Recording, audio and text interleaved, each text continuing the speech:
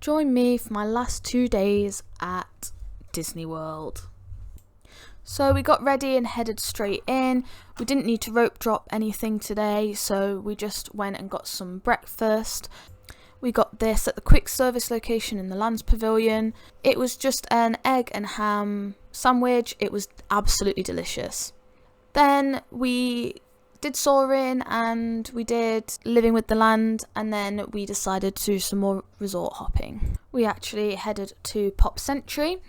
Now, this was where we thought we'd go on our next holiday, as it has the Skyliner, but it was a little bit more run down than we were maybe expecting.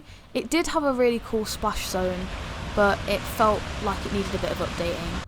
So then we got the Skyliner to our next resort that we were checking out. Welcome aboard the Disney Skyliner at Disney's Pop Century Resort and Disney's Art of Animation Resort. We are on our way to Disney's Caribbean Beach Resort, with connecting flights to Disney's Hollywood Studios and Epcot International Gateway. We are now gliding over Hourglass Lake. Please sit back, relax, and enjoy the most magical flight on Earth. So we did, and before we knew it, we were at the Caribbean Beach Resort. Now, this resort is visually really beautiful, really beautiful. However, it is super spread out. Now, I'd heard people say that on other YouTube channels such as DFB, but I wasn't expecting how spread out it was. Me and Will don't mind walking, but this was temperamental in the heat. So we had a bit of a walk round, and then we decided we were going to head back to Epcot, and once again we got on the Skyliner. Now, the Skyliner is a lot bumpier than I maybe expected. It is quite a fun ride though. Once again, before we knew it, we were back at Epcot, and soon enough we were in the English pub, the Rose and Crown, for possibly the most expensive Strongbow cider of my life. But we are British, so what are you going to do? It was quite authentic, I'll give them that. After that, we visited the Seas with Nemo and friends, walked around, shopped, and really just took in the last few hours of our trip. Then we once again watched the fireworks over the lake.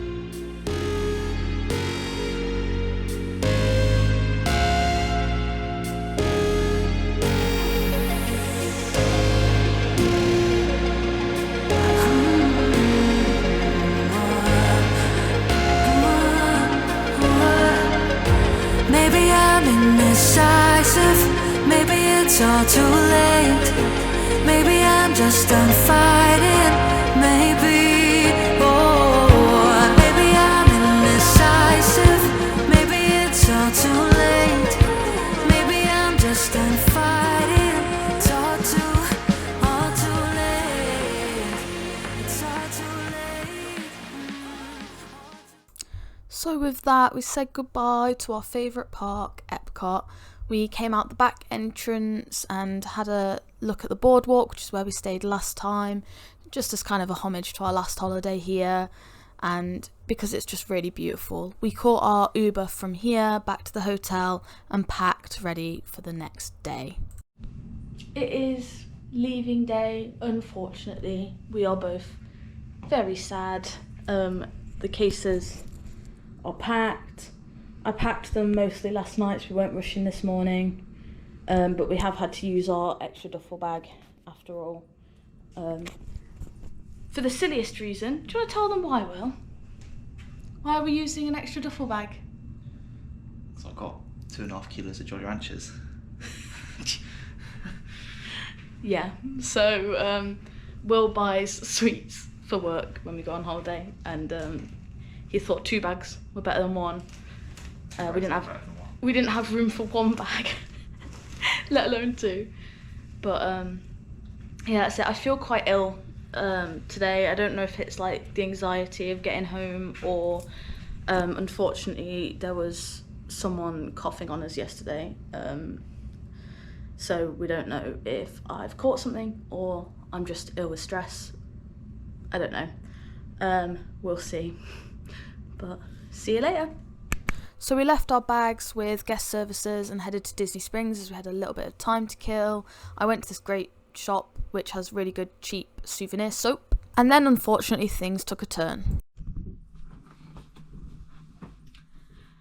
Okay, so I didn't film after the Basin because I was really ill.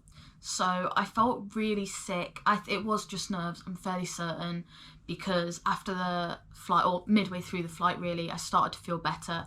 So I think it was just nerves and stress and sadness to be going home. Don't get me wrong, I've missed my family so much, and being home is comforting, you know, it's to have your own space is comforting, but Disney is so precious to me, and I know a lot of people who haven't been or don't buy into Disney as much. I understand how you might not understand that feeling from someone else, but for me it's my childhood, it's the nostalgia, it's the love you feel when you're there, the care of the cast members, the fact you just have little conversations with people whilst you're there. There's something so special about a Disney holiday, and there really is something for everyone. I think a lot of adults think, why would I go to Disney? It's a kid's place. But then you've got Epcot, which is like the adults' playground, and it ignites your childhood within you again. And for me as a creative, as a teacher, it's really important to me that those things are there. To me, it's a core belief that you should get back to your childhood, and this social construct that we've got ourselves into of adults must have a stiff upper lip and can't let their imagination run wild and stuff. I think Disney is really integral to changing that belief. So yeah, I was sad to say the least, and I'm aware of certain issues surrounding Disney, and I'm not blind to that, but for me on a personal level, Disney has got me through some tough times. Disney helps in those moments when I don't quite understand the world, and it always has done for me. My mum always brought me Disney VCRs at the time. They were VCRs, but my mum brought me up on Disney. My nana and granddad took me to Disney World when I was 9 years old, and it was huge for me. And everyone that knows me knows I love Disney, and I can't hide that. So I feel very lucky to have been able to go, and it was a dream that I didn't think would happen as soon as it did. Me and Will were very lucky. Again, it was kind of a honeymoon. It was a graduation holiday. It was time for us to just be together after all the stress of university and life and starting out. And Disney is so special, and I cried multiple times on the trip. I did tear up.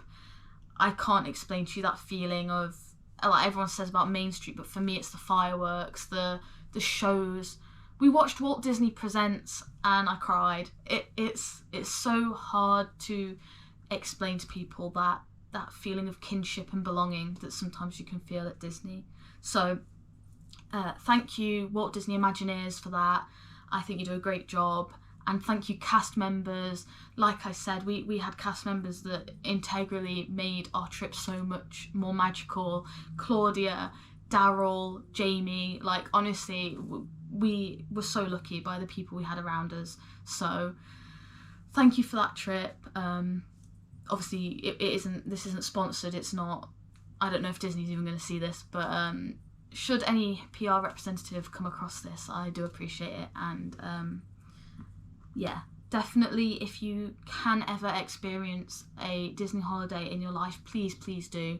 I think it's so special, and everyone deserves to feel that childhood and that love.